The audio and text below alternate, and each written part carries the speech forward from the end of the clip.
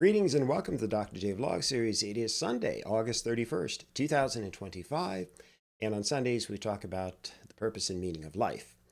My voice is a little bit sore from late night last night, which I'll explain a little bit more in a moment. But in any event, last week's theme was perseverance and the willingness that is to persist doing something despite the obstacles, the challenges, the delays that you might encounter along the way. And speaking of perseverance, here we are at week number 35 of the Dr. J Vlog series, and today, the 239th consecutive day of posting new vlogs by yours truly. So that's something, right? Okay, so, this week's theme is a companion piece then to perseverance. In a word, resilience. So what is resilience or resiliency? You can use either word. It's essentially the ability to bounce back and recover from undue stress and adversity. Resilience essentially means having the mental, the emotional, and the behavioral flexibility and ability to adjust to the, at times, extremely taxing demands that we sometimes encounter along the way. It's kind of the core theme of Chumbawamba's 1997 hit, Tub Thumping. You remember that one? It's better known. You'd recognize the lyrics, I think, certainly. I get knocked down, but I get up again. You're never going to keep me down. I get knocked down. And indeed, how does resilience then relate then to the purpose and meaning of life? Let me suggest first that life, that is biological life, in general, tends to be inherently resilient, okay? Kind of like Jeff Goldblum, I don't remember his character's name, but in Jurassic Park, when he says, life finds a way. And so the point is that even when damaged, organisms of all kinds seek to repair themselves or to heal. They strive to, at least. They might grow new cells, typically, that combine then to produce the new branches to replace the old ones, or allow for the scars to heal, or just figuring out how to survive in the harshest and at times most unpredictable conditions. And the Buddhists use the image of the grass bending in the wind, right? You think of an incredible storm and the grass bending in the winds as opposed to the mighty tree that falls in the storm. And this is a kind of a classic example or depiction of resilience. And then that calls to mind another song, by the way, from Helen Reddy from my childhood, I Am Woman, where she sings, "You can bend but never break me, because it only serves to make me more determined to achieve my final goal." Okay, so everyone faces challenges in life, and as you well know, sometimes, or some people, encounter more than their fair share, right? Or have much more than others to endure, to have to overcome. Okay, but I'm not trying to pose this as a competition or, who has it worst. In fact, let's just imagine for a moment that we all have the same challenges in life, whatever those might be. But then could we say, are we all equally resilient? Almost certainly not, because we respond so differently. And so the resilient person then will figure out a way to bounce back instead of being marked and scarred permanently by that wound, by that trauma, whatever it might be. And so all else equal, the more resilient you are, the better your life's going to turn out compared to somebody who carries around the burden of the past. We see this time and time again. Again, I'll explain a bit more in a moment. And that means, too, then, that we have differing capacities for resilience. And by the way, we can actually develop our capacities for resilience with some focused effort as well. The traits that you'll want to identify and nourish and nurture in yourself to be resilient include things like openness, acceptance, empathy, self-reliance, a relative absence of fear, or at least reasonable absence of fear, and present moment awareness, among other things. And so these are things I'll talk a little bit more about in future vlogs this week. But for now, I just want to focus for a few moments on the more spiritual side of resilience, drawing in part on some of the work of Deepak Chopra. Now, let me be clear, I'm not Chopra's biggest fan necessarily, especially in regard to his, in my opinion, ill-advised use of scientific terms or scientific terminology and some of what he discusses. So I don't agree with all of his perspectives and so on. But I approach thought leaders, if you will, with an open mind as well, even if I disagree, and sometimes vehemently, with some of their arguments or some of their ideas. But that doesn't mean that I have to disagree with all of their ideas, right? And so, like everyone else, the challenge often involves trying to figure out what's really interesting and, dare I say, truthful about what an expert has to say, and setting aside that which doesn't seem to make as much sense or resonate. And that's kind of how I approach Chopra as well. So I quite like what he has to say then about resilience as having an almost spiritual quality, shall we say. And he links this to the Sanskrit word samskara. And samskara is a mark left by karma. And everyone then carries around such marks. Now, I can't confirm that to be true, but I can imagine that there's something in human beings everywhere that either sort of blocks them or blocks the way forward, if you will, or even at times pulls them backward. Okay?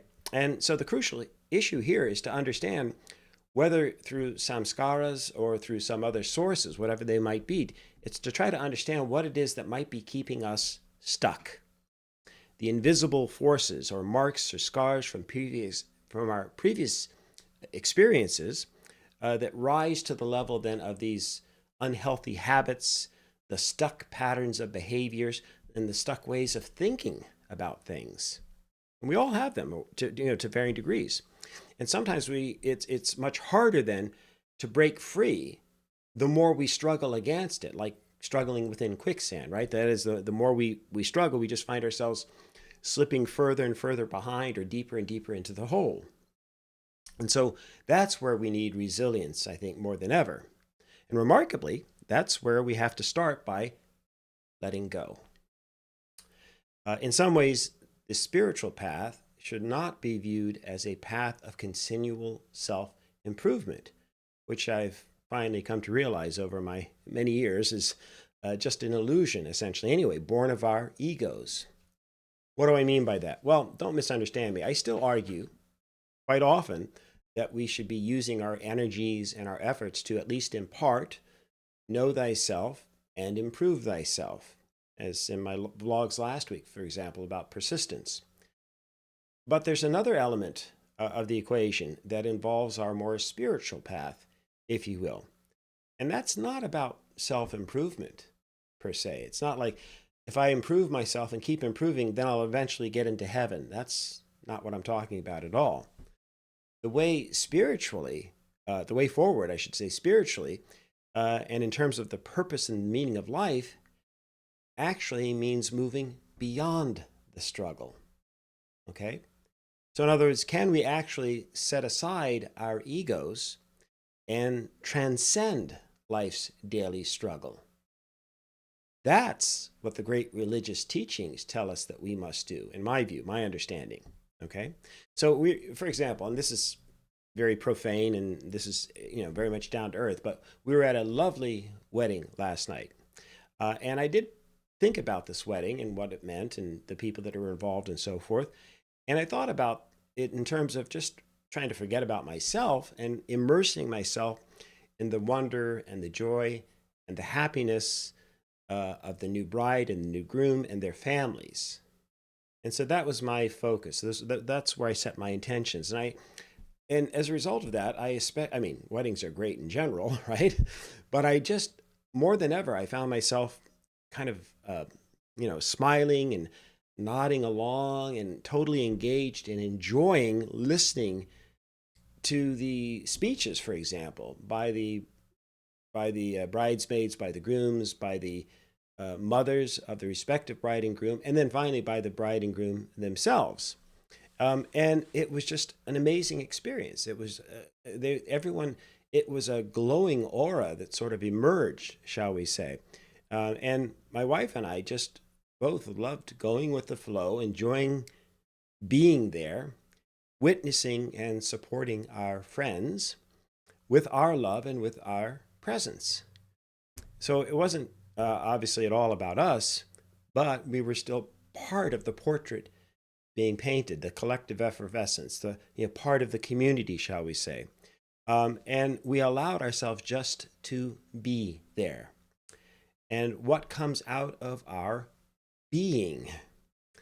Well, the stuff that we've been biologically designed, and I'll say even maybe spiritually, designed to possess and to express, to get beyond the struggle.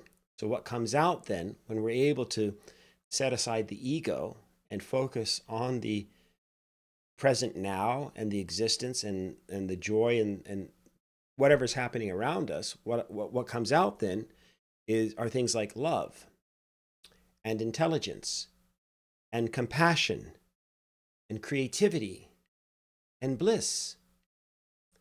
So no one had to invent any of these things. They're present to varying degrees in all of us. Okay? It's just that the thing is that some people are more stuck with their egos. They're stuck within their own personal struggles to be able to fully experience and express these natural parts of their being. The love, the intelligence, the compassion, the creativity, the bliss, and I'll even add the deep understanding that comes from letting go. And so when we lose these things, or dare I say, if we struggle to realize these capacities that exist within ourselves, then our existence starts to feel like a struggle, a chore, maybe even meaningless. In short, the human design is such that everyone has a purpose. As ever, we don't know how long we're going to be here on the planet, or in this current form, obviously, but the fact that we are here confirms that we do have a purpose, that we're part of the experience of this reality, and our human design has already given us a purpose, if you will. And once we realize this fact, then the ups and the downs of everyday life become much more transient, much less important as such. Okay? The obstacles and life's challenges, of course, are going to come and go. We all know this, our ups and downs. And for my third musical reference, I'll quote from my favorite Goo Goo Dolls song, Name. Scars are souvenirs you never lose. And while that's quite true, literally, the key is not to allow those scars then to define who we are or keep us from fulfilling our life's purpose and destiny. So how do I know? Well, in my own case, I allowed the scars for far too many years, decades even, to hold me back. They kept me fearful to some degree or full of self-doubt. Sure, on the surface, most people wouldn't have noticed. I seemed to be, generally successful and happy and by most conventional measures. But I was still burdened deeply by ego, by the sense that I was letting life slip me by or pass me by. Other than having children in my university teaching, I wasn't quite sure if there was much I could turn to at the end of my life. And certainly before I married my current wife now. We've been together almost 20 years. But I was thinking, what else could I have done? Or, at the end of my life, and said, what else could I have done to leave the world a better place? But then that changed. As I realized I was far more resilient than I'd ever imagined. And I eventually accepted that fact with gratitude and humility. So by comparison, for example, my father's father killed himself. He couldn't cope with his life as a poor immigrant in the US. He never learned to speak English particularly well, and he had this gnawing sense of failure. My father was more resilient, but he too was saddled with self-doubt and the burdens of his childhood and growing up and so forth, as he did. And he ended up having to, deal with the scourge of alcoholism his entire life. And he died at age 71 of a heart attack, living alone on the Chesapeake Bay. And then there are others whom I grew up with who are still, I would say, trapped in their own prisons, saddled by the burdens of their pasts, gripped by different tensions and fears and deep-seated hatreds, for example, of certain kinds of people and so much more. And they don't even necessarily realize it, but they are isolated. They are cut off from the rest of humanity. And they're suffering. They may not say so, but I can see that they are in so many different ways. And so they don't realize to some extent then just how sad and tragic their lives currently are. But who am I to judge, right? Because I didn't realize for over 5 decades just how much I too was saddled with the burdens of the past, the burdens of the unsated ego that somehow led me to believe that I was important and that I was the point of my own existence and that I mattered more somehow. Well, that's not true. I don't. But I don't mean that in a self-critical or a self-effacing way at all.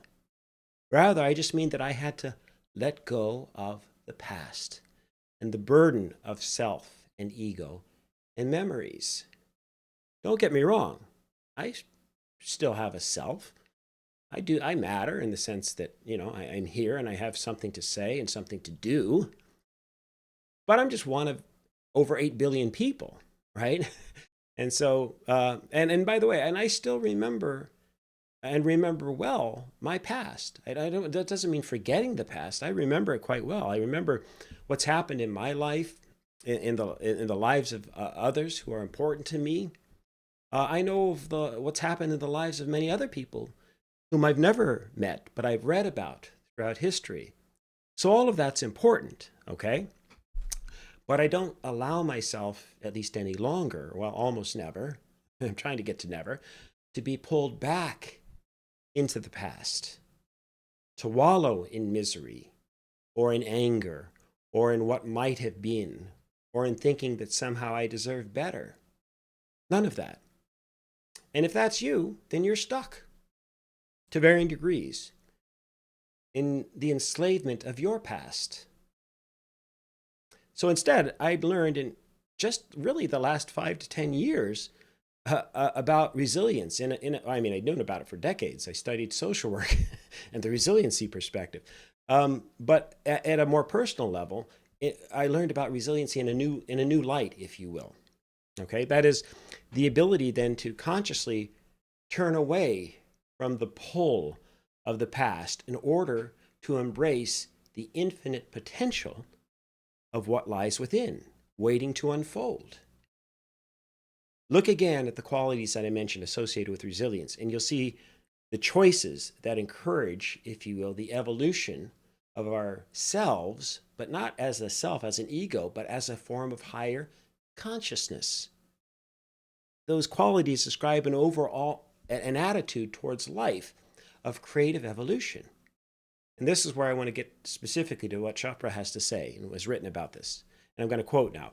It's much easier to evolve than to be stuck. This is a secret the vast majority of people don't appreciate.